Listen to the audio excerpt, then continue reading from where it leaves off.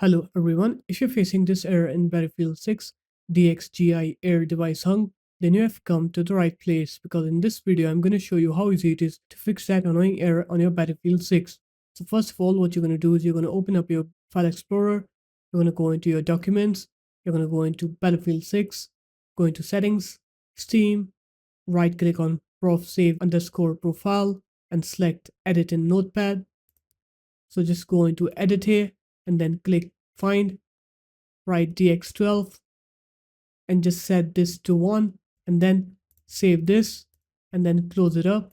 And now you can go ahead and play your game and you'll see that you won't get that error anymore.